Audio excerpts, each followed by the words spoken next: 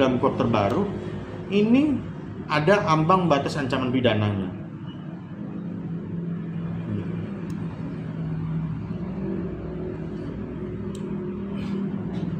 Jadi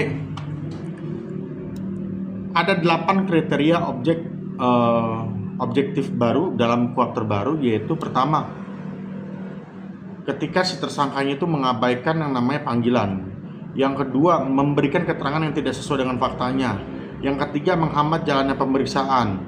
Yang keempat, upaya melarikan diri. Yang kelima, upaya merusak ataupun menghilangkan barang bukti. Terus mengulangi tindak pidana ataupun keamanan tersangka terancam ataupun mempengaruhi saksi lain. Nah, kemudian harus dilengkapi juga minimal 2 alat bukti yang sah. Tapi selama proses pemeriksaan BAP, kita tidak menerima yang namanya barang bukti yang dicuri oleh tersangka, gitu. Dan tidak pernah ditunjukkan kepada kita sebagai kuasa hukum, gitu. Kami sudah melakukan permohonan. Ini kan sudah ditahan dari tanggal 15. Terus juga sampai tanggal kemarin itu kurang lebih tanggal 11 Februari. Jadi kurang lebihnya itu sudah 58 hari kurang lebihnya. Karena kenapa? Syarat penahanan itu pertama 20 hari, bisa diperpanjang itu 40 hari. Kalau misalnya seandainya memang dalam waktu 60 hari di tingkat kepolisian itu tidak bisa membuktikan syarat material, syarat formilnya, gitu loh, tersangka wajib dibebaskan demi hukum, gitu.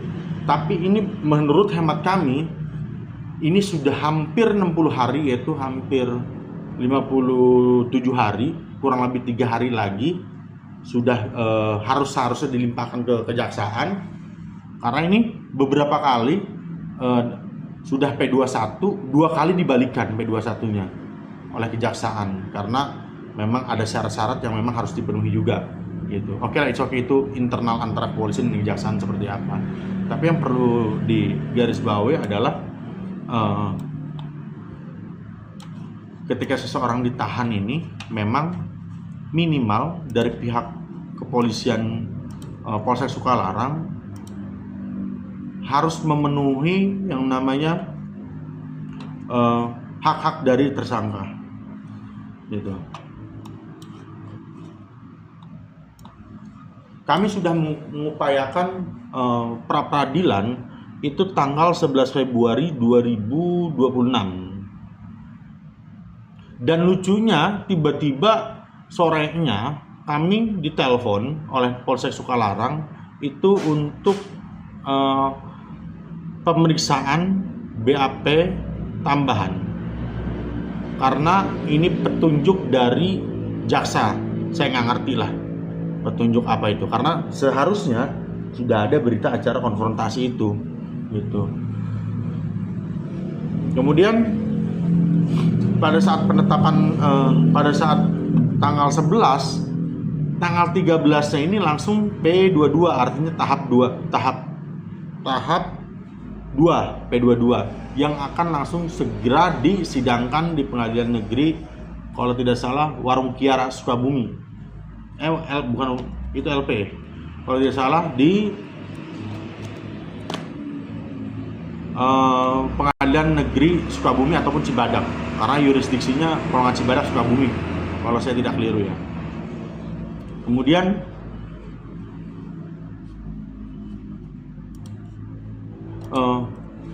Kemudian ini kan berkaitan dengan tindak pidana pencurian dan penggelapan, gitu. Kalau pencurian biasa diatur dalam pasal 476, kalau sebelumnya di pasal 362, terus juga pidana itu maksimal 5 tahun atau pidana denda kategori 5 itu 500 juta kurang lebih. Dan tindak pidana penggelapan kalau di KUHP terbaru ada di pasal 486, sebelumnya di KUHP lama di pasal 372. Sanksi pidananya 4 tahun, artinya di bawah 5 tahun semuanya. gitu. Nah, kami sangat menyayangkan sekali sikap dari Polsek Sukalarang yang menahan tersangka sampai dengan selama ini gitu. Apalagi bagi kami ini pemeriksaannya maraton. Kami mengajukan pra peradilan itu tanggal 11, terus di tanggal yang sama ada tiba-tiba malam-malam ada pemeriksaan BAP tambahan berdasarkan petunjuk dari jaksa. 2 hari kemudian itu tanggal 13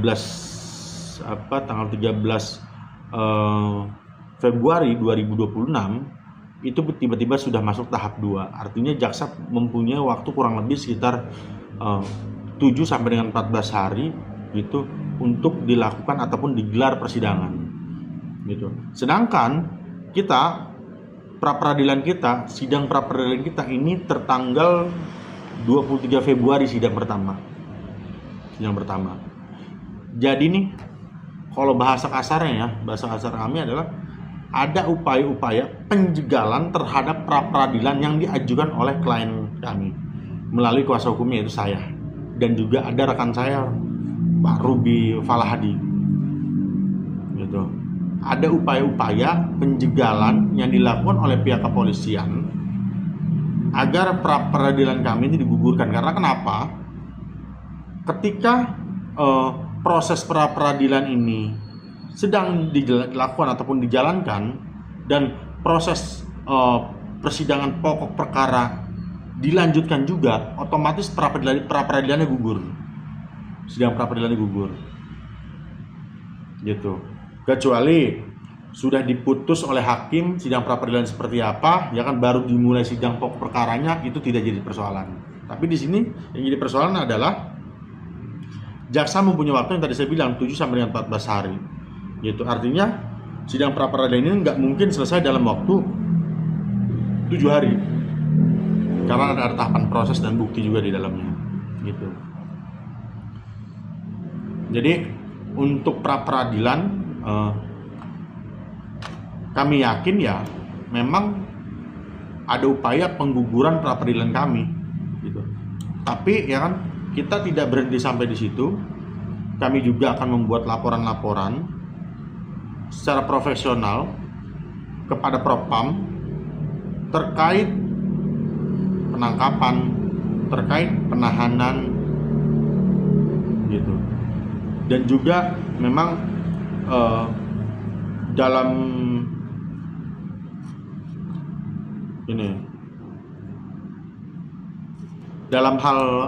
hal kasus ini, jadi tersangkanya dulu ditahan baru buat LP. Seharusnya kan terbalik kan, LP dulu baru dipanggilnya juga bukan langsung ditetapkan sebagai tersangka, ditetapkan sebagai saksi, diwawancara gitu. Tapi ini nggak ada sama sekali, ya kan, surat kami itu surat wawancara, tidak ada sama sekali, ataupun pemanggilan wawancara tidak ada sama sekali. Langsung ditetapkan tersangka hari itu juga gitu. Selama saya jadi advokat, saya baru melihat kejadian seperti ini. Ditangkap di tanggal 15, LP tanggal 15, sidik lidik tanggal 15, penahanan penangkapan tanggal 15 juga. Saya baru melihat ini. Bagi saya, Polsek Sukalarang harus diberikan apresiasi dari Kapolri. Karena kenapa? Dalam proses penyelesaian perkara pidana ini sungguh sangat cepat sekali. Bahkan memang masyarakat juga, terutama yang ada di Sukalarang, itu harus memberikan apa? Memberikan ucapan selamat kepada Polsek Sukalarang yang memang notabene itu adalah dalam melaksanakan laporan dari masyarakat ini langsung ditindaklanjuti secara cepat gitu. Nanti kita juga akan berkirim surat kepada Kapolri.